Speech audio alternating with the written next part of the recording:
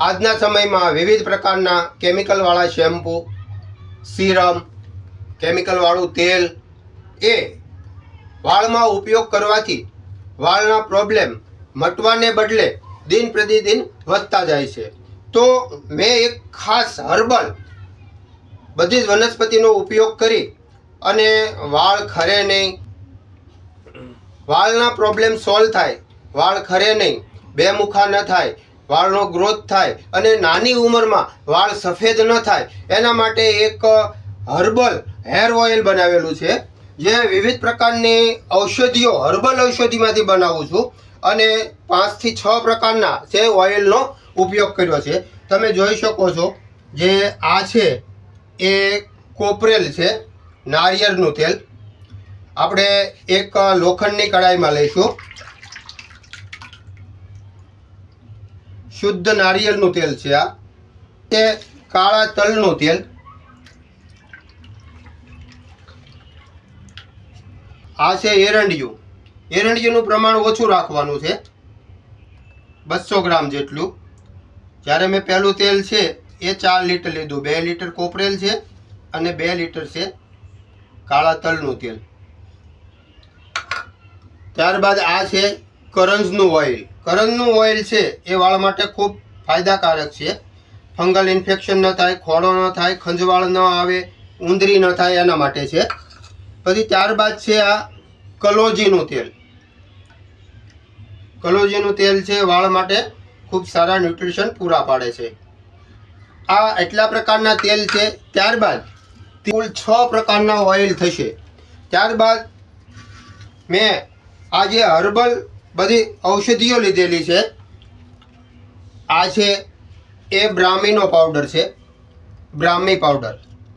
બ્રાહ્મી છે એ મગજને ઠંડક આપે છે. ત્યારબાદ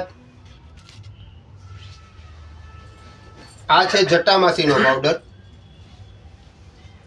ત્યારબાદ લીલી મહેંદીનો પાવડર લીધો છે. ગુલાબ, દેશી ગુલાબનો પાવડર, એ પણ આપણે તેલમાં એડ કરીશું. આ છે શિકાકાઈનો પાવડર, એ આપણે તેલમાં એડ કરીશું. આ છે મુલેઠી, જેઠીમધ. જેઠીમધ છે એ ખૂબ ઠંડક આપે છે મગજને. તે આ મંદુર ભસ્મ,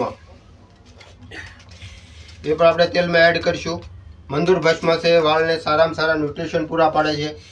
આ છે જાસૂદ, જાસૂદના ફૂલનો પાવડર.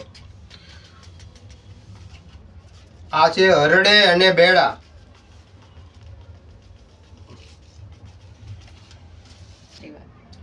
આ છે છણોઠીનો પાવડર, એ પણ તેલમાં એડ કરીશું. આ સીતાફળના બીજનો પાવડર છે, એ તેલમાં એડ કરીશું. આ છે નાગરમોદ, જે એકદમ સુગંધી હોય છે અને વાળ માટે ખૂબ ગુણકારી છે. આ છે સુગંધી વાળો, એ પણ આપણે તેલમાં એડ કરીશું. આ છે તુલસી. તુલસી પણ આપણે નાખશું તેલમાં. આ તુલસી પત્તા નાખ્યા. આ ગાડરડીના બીજ છે. વાળના રૂટ નબળા હોય તો એના માટે ખૂબ ફાયદાકારક છે. આ ગાડરડી છે. આ અમરવેલ છે.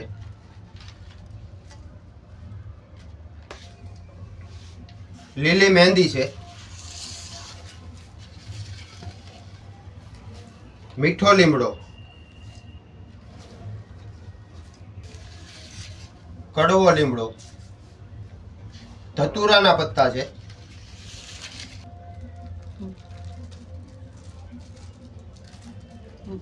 જાસૂદના પત્તા છે.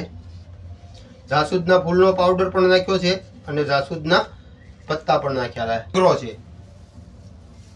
આ ભાંગરો છે. લીલા આંબળા, એલોવેરા જેલ,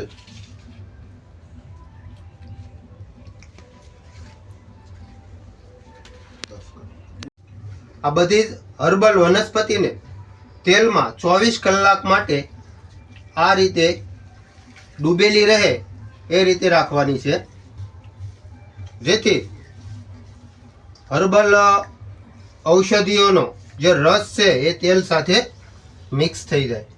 ત્યારબાદ એમને ઉકાળવામાં આવશે.